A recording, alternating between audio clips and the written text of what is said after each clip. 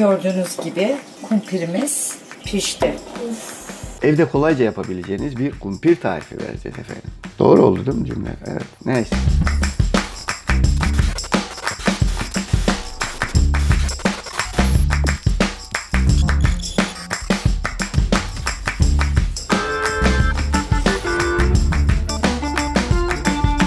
Evde neden kumpir yapıyoruz? Birincisi, Ortaköy'e gidemiyoruz artık. Bütün her yer kapalı pandemi sebebiyle.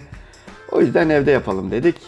Ama kocaman patatesler de bulamadık. Elimizdeki patatesler biraz küçükçene, bunları açıp içine malzeme yerleştirmek zor olacağı için Şenur Hanım bizim için çok farklı bir yöntemle kumpir tarif edecek. Önce bu patatesleri haşlıyoruz efendim. Kaç tane yiyeceksek, ne kadar yiyeceksek o kadar haşlıyoruz. Haşladığımız patatesleri soyup bir cam tepside ezeceğiz. Efendim cam tepsi dedi, borcam diye bildiğimiz şeyler. Borcam da bir marka olduğu için reklama girmeyelim dedik.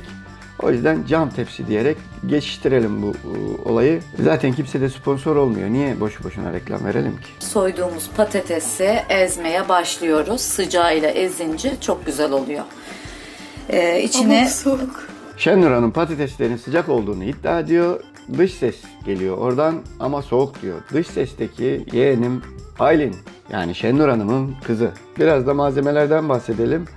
Neler kullanacak Şenur Hanım? Tabii malzeme konusuna ayrıca döneceğim.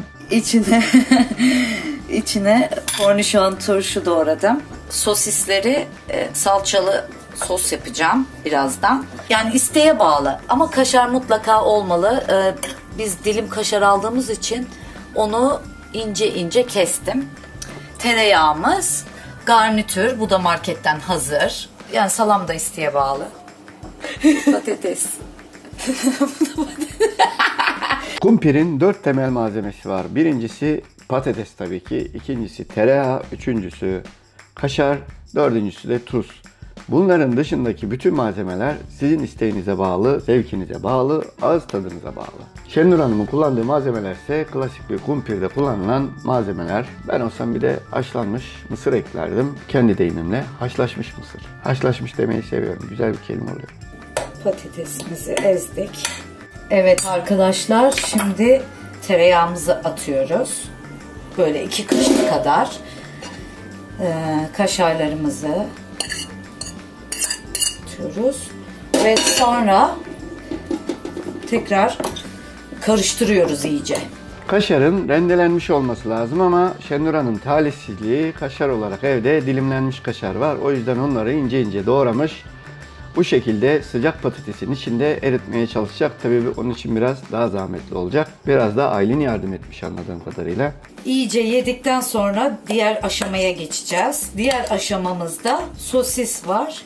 Sosisimizi salçalı yağ ile biraz çevireceğiz. Üzerine sereceğiz. Sadece sosise pişirme işlemi uygulayacağız. Çünkü o çiğ yenmez. Diğer bütün malzemelerimiz çiğ tüketilebilir malzemeler. Buna sucuk da dahil. Sucuk zaten azıcık ateş görse yetiyor. Çok güzel kokuyor. Biraz da tuz ekelim.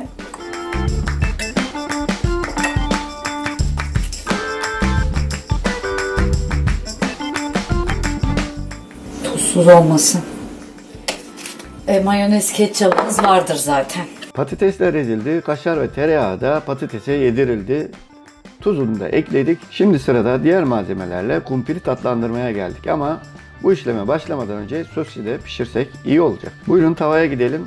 Tavada bir değişiklik var. Şenur Hanım kendisi anlatsın. Evet. Biraz salçayla yağ koyuyoruz. Kavuruyoruz.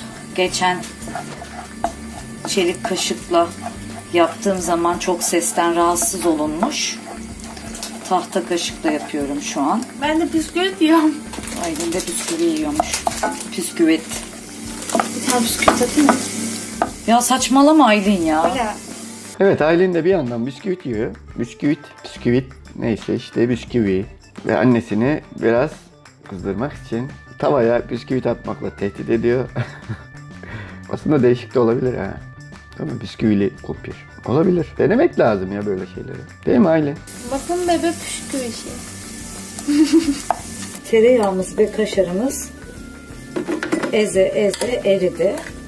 Şimdi bunu düzlüyoruz ve Tavada yaptığımız salçalı sosisi bunun üzerine seriyoruz. İsteyen eliyle de düzleyebilir.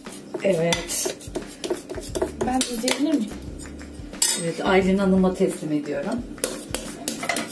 Ve Aylin bir iş makinesi operatörü edasıyla gelip ben düzleyebilir miyim dedi ve spatulayı aldı. Pişirdiğimiz sosları, salçalı sosları üzerine seriyoruz arkadaşlar. Dikkat ederseniz burada sosisin kısaltmasını sos olarak kullanıyor.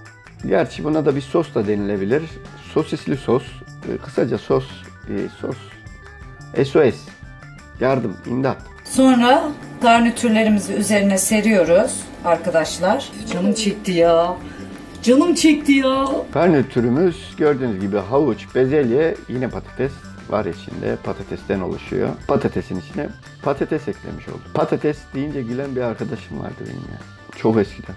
Görüyor musunuz arkadaşlar? Biraz da sucuk serperim bari. Sucukları en üste koyuyor çünkü sucuklar pişmemiş. Bu tepsi fırına gireceği için üstte pişmesi daha kolay olur. Zaten dediğim gibi azıcık ısı görse sucuklar pişmiş oluyor. Şimdi de kornişon turşumuzu dağıtıyoruz. Konuşalım. Kornişon değil mi? Ben diyemiyorum ki Aylin. Doğrusu kornişon yani. Niye takıldılarsa o kelimeye. Doğru kullanmış Şendur Hanım.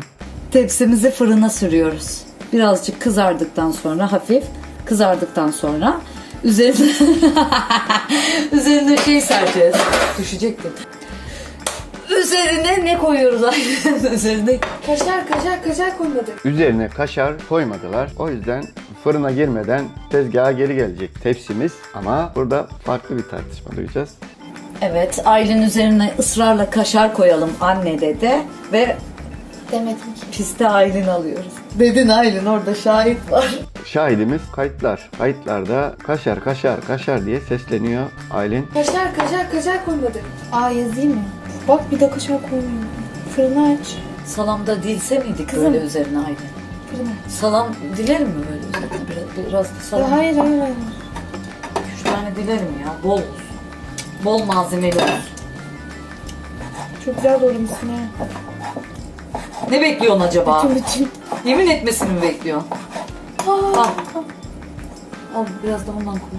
Bu arada Aylin kızımız arada turşulardan nasipleniyor. Ve annesinin doğrayamadığı turşulardan bahsediyor. Kornişon. Şimdi fırına koyabiliriz. O fırındayken ben de bir sigara molası vereyim arkadaşlar. Gördüğünüz gibi. Harika görünüyor. Kumpir fırına girdi ama çok fazla kalmayacak. Üstteki kaşarlar eriyince alın bence. Bu da taş çatlasa 10-15 dakika eder. Etmez bile.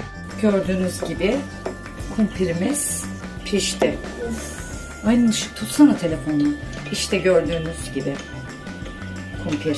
Şimdi biz bunu dilimleyip servis yapacağız arkadaşlar. Herkese afiyet olsun. O zaman dans. Nasıl bir şey?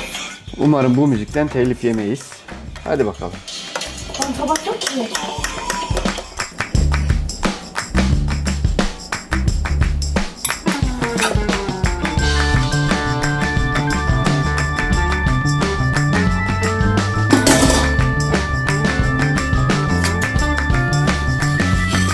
Wow, harika oldu. Evet arkadaşlar, benim tabağım hazır.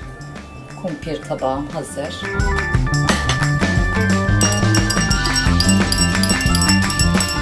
Bence şeker çoktan eridi.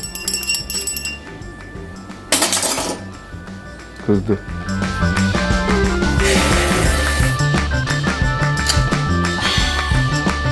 Hadi bana afiyet olsun. Hadi sana afiyet olsun, ailene de afiyet olsun. Evdeki herkese afiyet şifa olsun efendim.